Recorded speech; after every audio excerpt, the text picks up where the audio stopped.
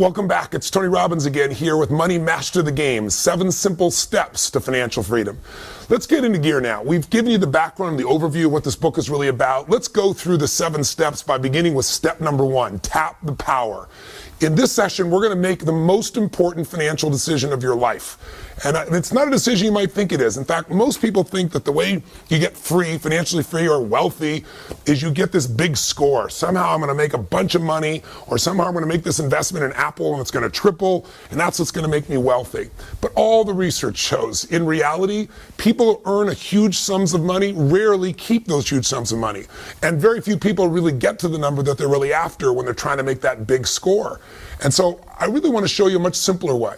There are literally millions of people around the world that have become millionaires, and they've done it really slowly and easily because they've just tapped into a very simple power. And that power I know you've heard of called compound interest or compounded growth. The idea of growth upon growth, multiplying itself. Let me explain what I mean. Early in the book, I decided one of the people I wanted to go visit with was a man named Burton Malkiel. Burton Malkiel, or Bert, is an amazing professor who's at Princeton, and I wanted to go see him because he wrote a book that's become kind of an investing classic called A Random Walk Down Wall Street. And he wrote it in the 70s, and it's still popular today. And in it, he kind of shook up the investment field because he came up with this idea saying, you know what? People should be able to have a tiny bit of money and own all of the stock market and not pay these huge mutual fund fees that are usually hidden, that are eating away at your ability to grow and compound what you have into real wealth. And he was one of the earliest people to ever come up with this idea of promoting the idea of an index fund. An index fund, again, is really simple. Instead of buying Apple or PepsiCo or Coke or whoever the case may be, you can actually buy this index which mimics the entire stock market. So you get a micro piece of all these companies, all the best companies, for example, in the S&P 500 or the Standard & Poor's 500, if you're familiar with that.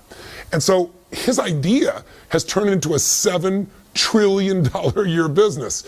And another person I got to spend quite a bit of time with that you'll learn about here in the book and here with me is a gentleman who started Vanguard, and that's Jack Bogle. He took this idea and he bet his fortune on it.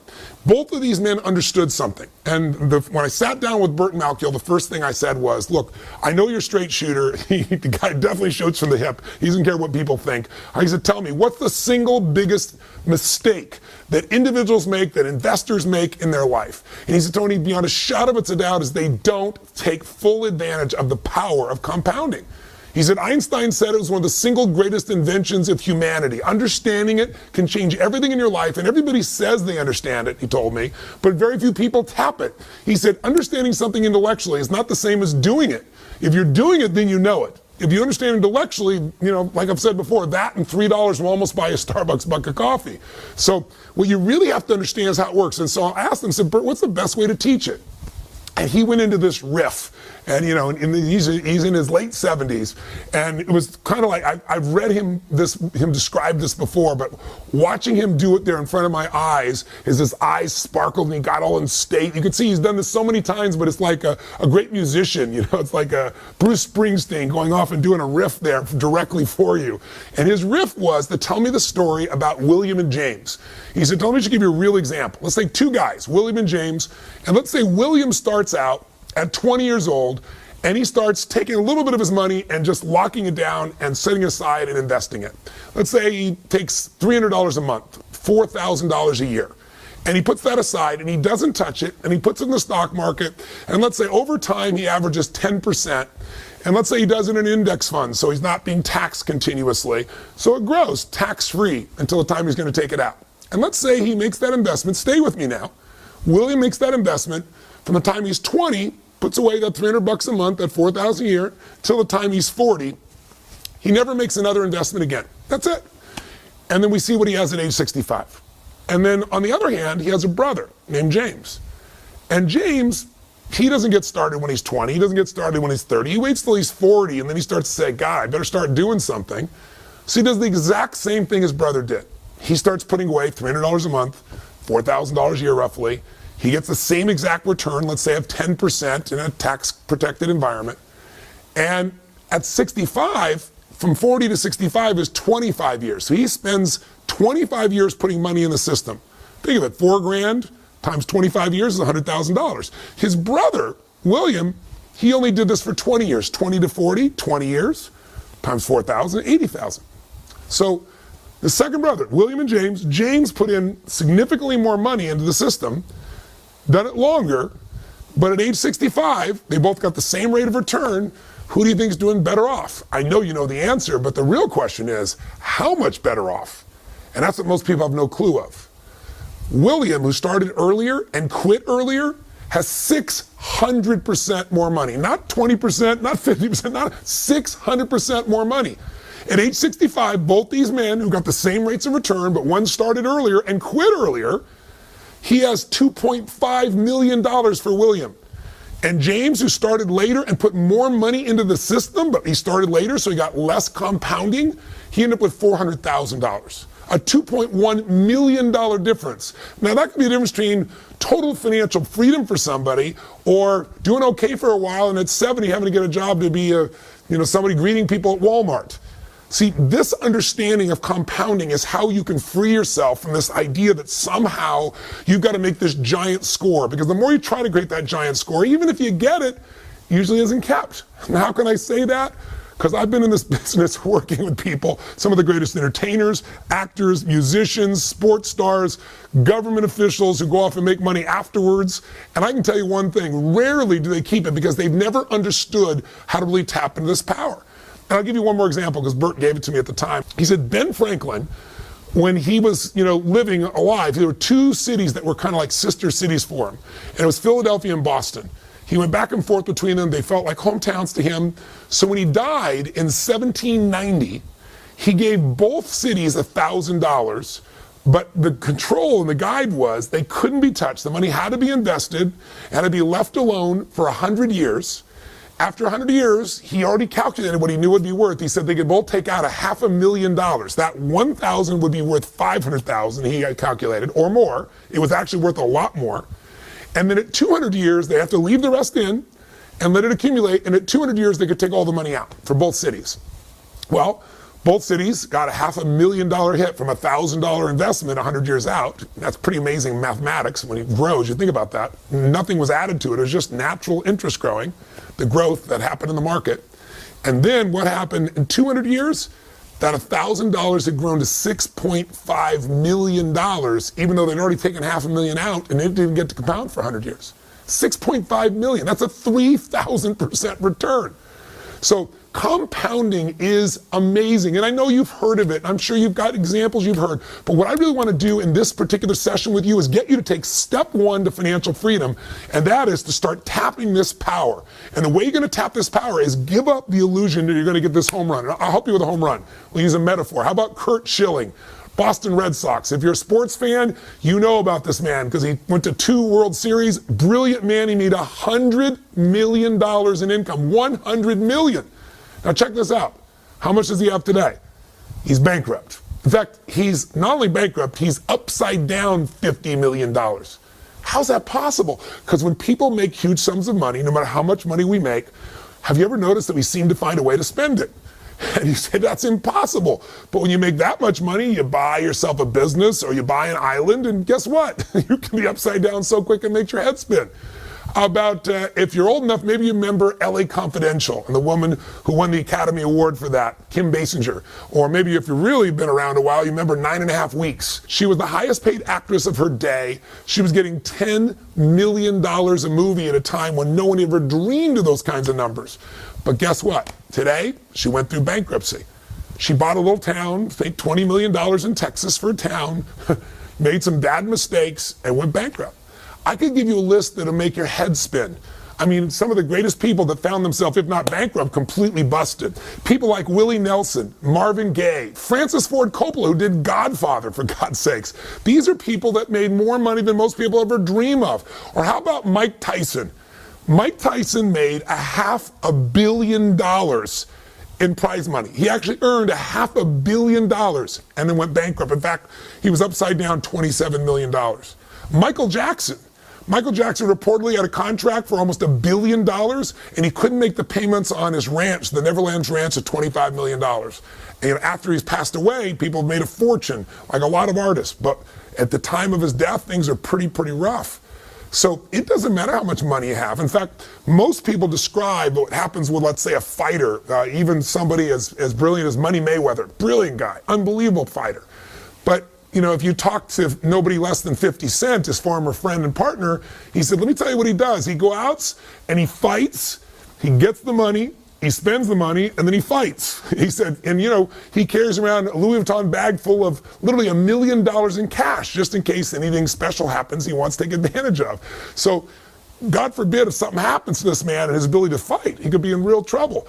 We can't do that. And it's easy to make fun of somebody else and go, well, look at what they're doing. But don't most Americans really, instead of fight, say work, earn the money, spend the money, work?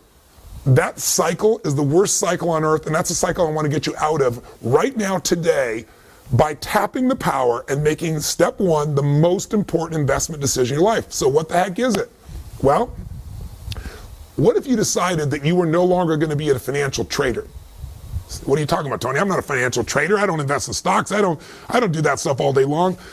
Most Americans are financial traders, even though they don't think of themselves that way. Why? Because if you're trading time for money, you're making the worst financial trade in the world. Your goal, and the goal I have for you with this book, is to make money your slave.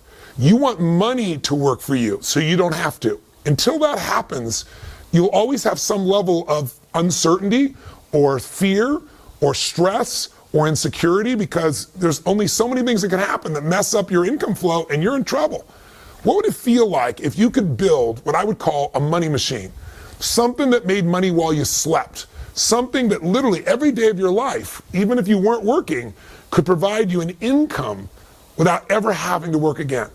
Because I ask people all the time, what are you investing for? And people say, well, I don't know, I'm doing my 401k so someday I can retire, or I'm investing so that I can get, more assets or a bigger nest egg. No, you're not. You're investing for one thing and one thing only. You're investing because you want an income. You want an income that will last longer than you live. In fact, I mentioned before, the number one fear of baby boomers today is that not they're going to die. That's their number two fear. The number one fear is I want to run out of money while I'm alive.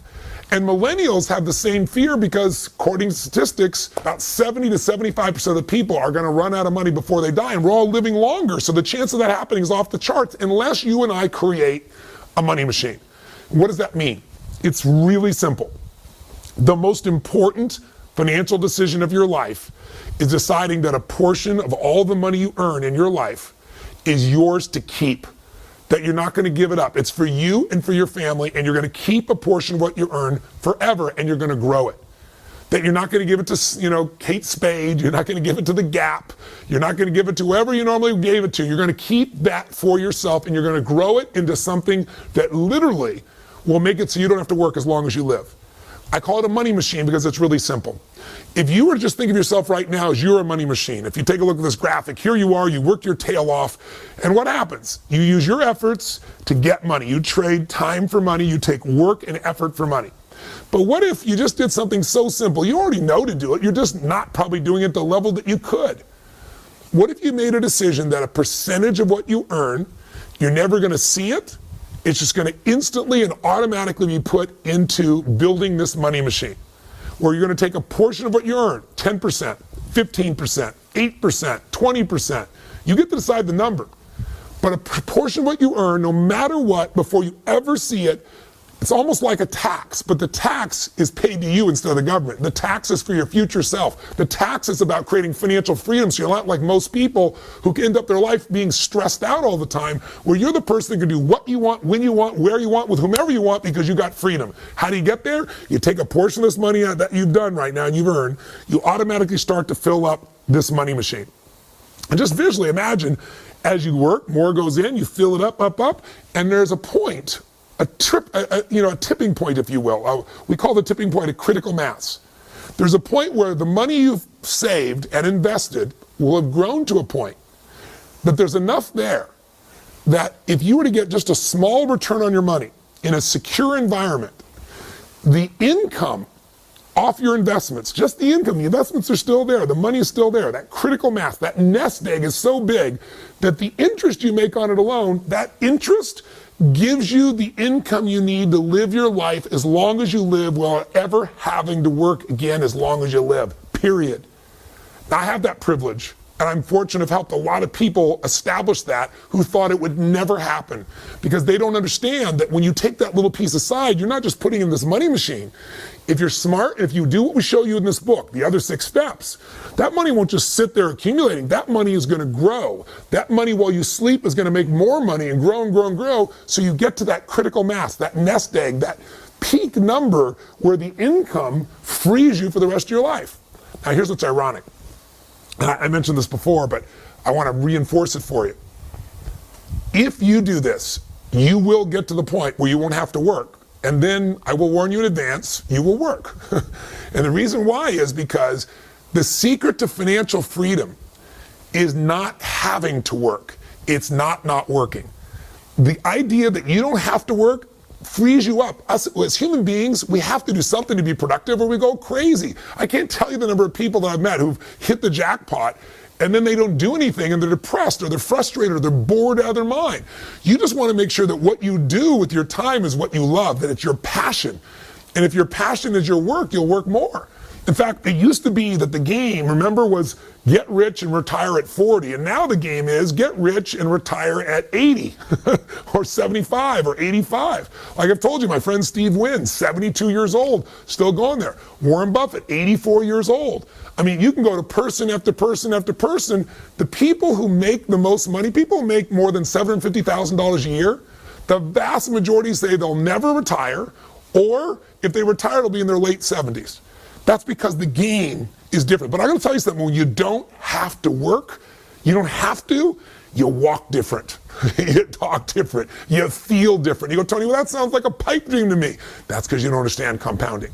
Because you're looking for that big score that hopefully someday you're going to get, when really, truly, if you were William and not James, and you took a little bit of money and set it aside, and you just let that grow through time, you could have millions of dollars for yourself. And I'm going to show you how to make sure to maximize it. I'm going to show you how to make it more tax efficient so you keep more of that money.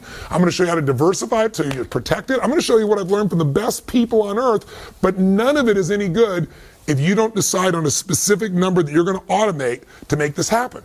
Now, I know when I say this, a lot of people say, well, how much? Well, the minimum should be 10%. And ideally, in the world we live in today, if you're 40 or above 45, you should be looking closer to 15% because you have less time to use compounding. So you got to load the system with a bit more. And first thing you'd say, I'm sure many people say, are you kidding me? I don't have that kind of money. I'm spending everything I have right now to keep my credit card bills going, to keep myself going. Everything I earn, I spend. That'll always be true. It doesn't matter how much money people make. Trust me, I've been there myself. You know, I went from barely surviving, trying to figure out what to do, to earning extremely well, and then barely surviving because I overspent. And I mean, it's just the nature of human beings. Our vision gets bigger when we have more resources. But if you will draw a line in the sand and you don't have to think about it. And the thing that Burt Malkiel told me, he said, Tony, the secret to it all is you got to pick that number, and then you don't change it. It's like a tax, and you don't see the money. We'll show you how in the book here. You automate it so that money is taken out immediately. If you run your own business or you go to work somewhere and they raise our taxes by 5%, 8%, 10%, you're going to hate it. You're going to be mad as hell, and it's still going to get paid. That's just the way we are as human beings. So why not create a freedom tax? And it's really not a tax at all. What about a freedom gift? I call it the Freedom Fund. What you want to do is decide right now, what percentage, and by the way, I'm going to mention one thing. You might say, well, Tony, I'm already doing this. I'm already contributing my 401k. Then I want you to decide right now, and I'm going to show you how to maximize your 401k. I'm going to show you how to get rid of the fees in your 401k. They're eating up your compounding. You're compounding fees if you don't know what you're doing in this area. But if you're already doing this, I want you to pick a number right now that you might increase to. And before you pick the number, whether it's 10 or 15 or 20, whatever that number is, you're going to want to decide it and not change it, other than increase it maybe in the future. And you're going to make it automated so that money goes into your freedom fund. Not a savings account, a place where you're going to be investing that money and growing it till it hits a critical mass that throws off the income you need so you never have to work again. So you have that true financial freedom. So if you're saying, well, Tony, I don't know how I'm going to do this, let me give you 2 pieces to help you think about this. I could name dozens of stories or examples of people that I've met over the years who've started with nothing and became wealthy because they just took a little piece off and forgot about it and let it grow and grow and grow and grow. But I'll give you one of my favorite examples, Theodore Johnson. This is a man who never made more than $14,000 a year in his entire lifetime. He worked for UPS, and he only did one thing different than most people. At late stage of life, in his late 80s, he's worth $70 million. He did not inherit any money. All the money came from compounding $14,000 a year. How did he do that? He committed to one thing. He decided 20% of all he earned was going to be set aside. Every check, every bonus, every situation, 20%. There was no excuses. He'd have to find a way to do things differently, earn money other places, but that 20% was sacred. And it compounded over a lifetime for him and gave him $70 million. In his late 80s, he donated $35 million away, still had $35 million, and guess what? Never made more than 14 grand. I mean, there's no excuse. When you understand the power of compounding, it's game over. But you gotta get beyond your knowing what it is to acting, and that's really what I'd like you to do right now. So right now, why not make a decision right now in this moment and say, this is what I'm gonna do. I'm gonna stop trading time for money. I'm gonna make money work for me. I'm gonna make money my slave, and I'm gonna make a decision right now that no matter how hard it may seem in this moment, I'll get used to it. I've got to decide a number that I'm gonna set aside, and that number's not gonna move, and I'm gonna automate it. What is that number for you? Is it 10%? Is it 15? Is it 18, 20? Is it, gosh, I got to at least start with 7? What's the number going to be? Make a decision right now. And if you already have a portion that you're putting aside, it's only going to get you so far. Make a number larger now. That'll be the decision, the most important financial decision in your life, because investing can only be done with the capital you set aside. And if you wait to have a bunch of money to invest, you'll lose all the years that little bit of money could have been compounding and going crazy. Compounding is the ultimate power. Tap that power right now by making your decision. Have you made it? Write it down. You know, when you think of something how it goes out, write it down. Drop it right now into your planner. Send yourself an email with that in the headline. What are you going to do right now so you lock it in your head? And so you lock it in your life. And then the question is, how do you go about automating that? Just open the book, chapter 1.3. It'll walk you through how to do it. You can go to Schwab. You can go to TD Ameritrade. There are a variety of people that can automate it, so it takes right out of your check into holding place. You say, well, then where will I take that money? Where will I invest that money? Those are the steps to come. First step is get in the game, and the only way you're going to be able to get in that game is start to tap the power by automating.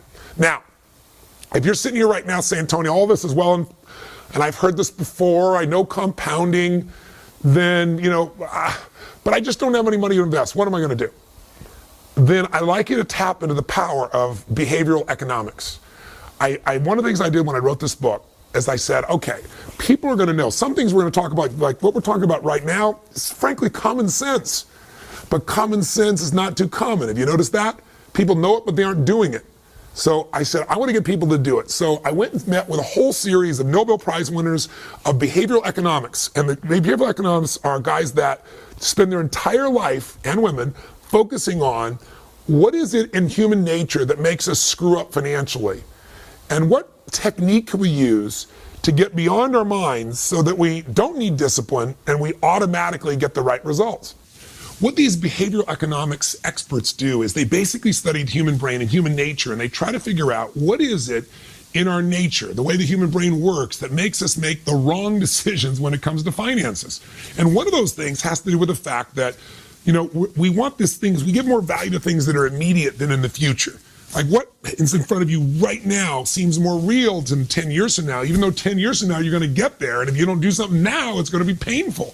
And so a lot of these experts have figured a way to get around your own nature with these little behavioral tricks. So it doesn't take discipline to make it happen. So for example, Shlomo Benartzi, who's from UCLA, and Richard Thaler from Chicago, both came up with a brilliant system called Save More for Tomorrow. Let me explain how it works. So if you right now say, Tony, I know I've got to save. I know I've got to get, I've got to start tapping the power of compounding, but I'm spending every dime I have and there's no way out. First, bullshit.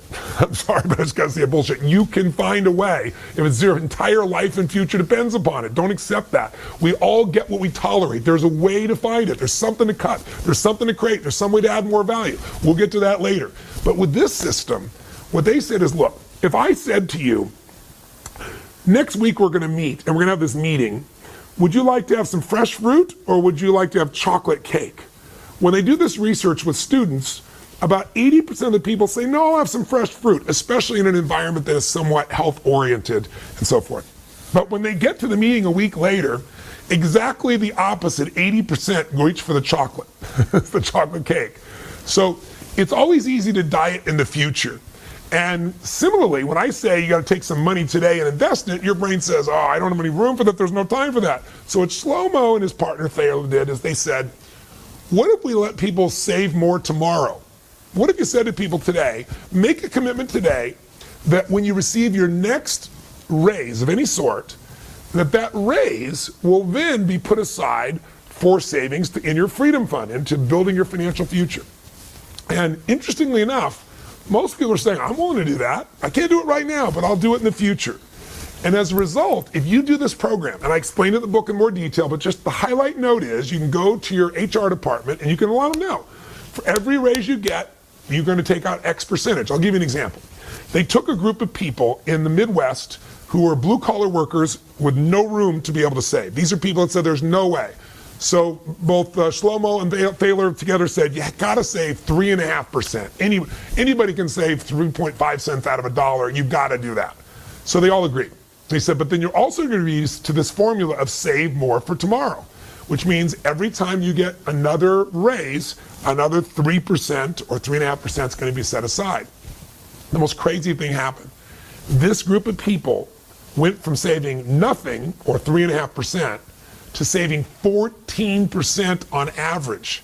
Now, when you start saving 14%, it's a different universe. You're going to start compounding. Get this, 65% of these blue-collar workers who never saved anything in their life were saving 19%. Now, when you start saving almost 20%, that's what made this man with $14,000 a year end up with $70 million. That's the power of compounding activated. So here's what I'm going to say to you. There is a way. And if you say, Tony, well, but there isn't. Okay, I'll agree to do this in the future, but what if I don't get a raise? Well, if you don't get a raise, I'd say to you, learn to become more effective. I always tell people, find a job where your raise becomes effective when you do. Either own your own business, get yourself in sales, do something where you have some control, or start a little business on the side. We can talk about those things later, but for right now, let's pretend you can't get any more money anywhere. How could you still do it? You can save and get that money to invest. Save something you're spending money on. How about this? Take one night a week and don't go out to dinner. Order a pizza in, watch a movie at home instead of going out to the movies. You'll save at least $40. In the world we live in today, probably a bit more than that. If you save $40 a week by just having a pizza, not going out for dinner on one of those nights, or not going out and spending that money, $40 a week sounds like so small amount. But if you took that money and you put it in your freedom fund, and you grew it at 8%, and we're going to show you some people, for example, in this book, who've averaged over 75 years closer to 10%, and with very little risk up and down. But let's say you averaged 8%, and you left it in there for 40 years. You know, you're 20 years old, you're 25 years old, you're 30 years old even. Plenty of time. Do you know what that money turns into? $40 a week? That's almost $2,000 a month. At 8% compounded, turns into $500,000 by itself. See, the money's going to get spent. The only question is, are you going to compound it in something real, or are you just going to throw it away? The real goal in step one here, tap the power. If you want to say, what's the first step of these 7 steps? They're going to get you financially free. You tap the power by stop being a consumer and start to become an owner. That's what you are when you decide to invest. You become an owner in American business or world business. And when you own businesses that are growing, you get to grow with them. And as they compound in their value, you get to compound what you have in your ownership of them as well. So you've got to become an owner, and you've got to become an investor. And the only way you can do that is decide on percentage you're going to set aside. Now, you can use save more for tomorrow, start with a small amount and build up. That's such an easy way to do it. You can just say, boom, I'm going to start with 15 right now. But you got to make sure that it's automated. And if you're still saying, okay, all this is wonderful, but where do I come up with this money?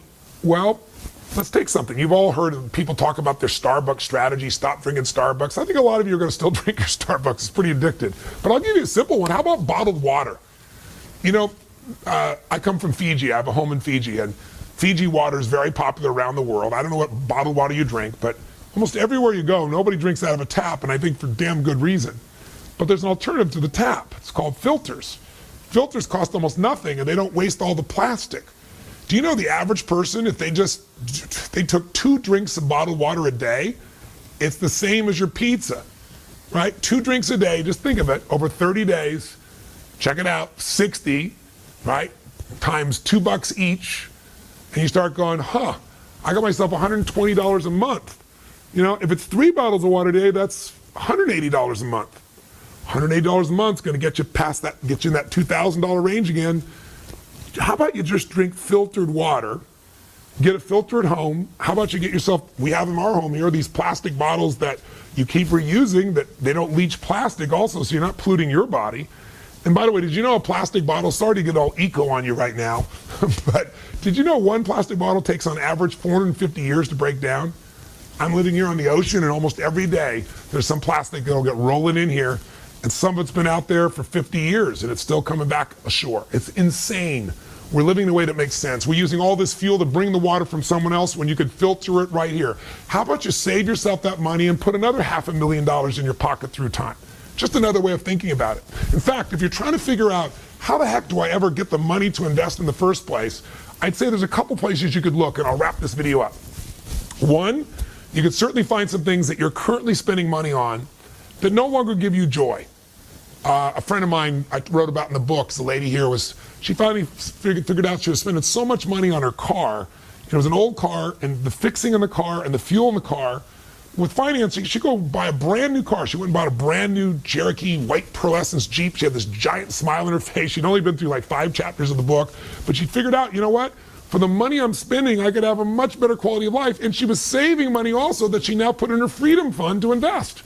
In other words, money she was spending on the car, she got a better car, and the savings were now creating for a financial future where she wasn't the money machine anymore.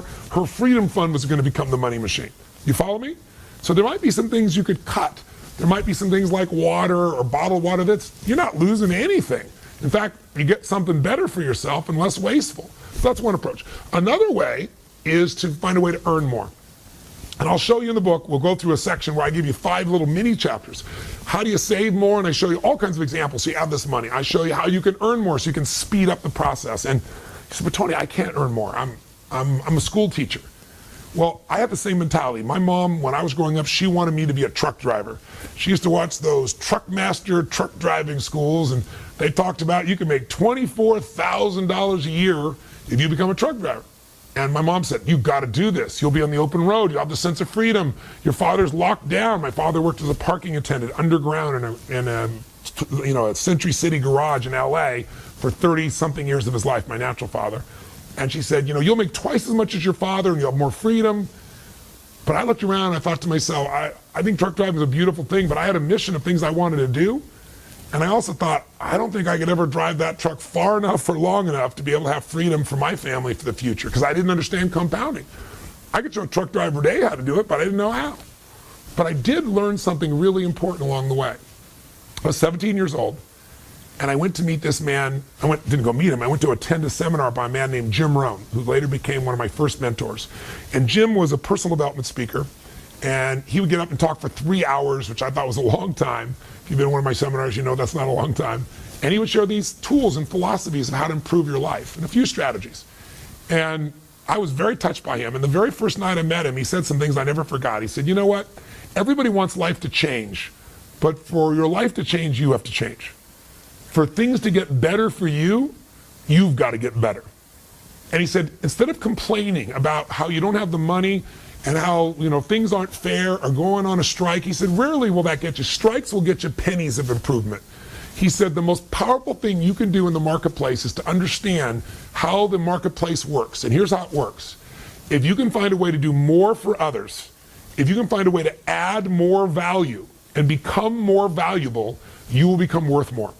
But you got to be worth more. You've got to be able to say, how can I do more for this business I work on? How can I help them save the money? How can I bring skill sets to make them more profitable? You've got to think about that, because we're all paid in accordance to what our worth is in the marketplace. Not our spiritual worth, not our emotional worth, not what our worth is as a soul, but our economic worth.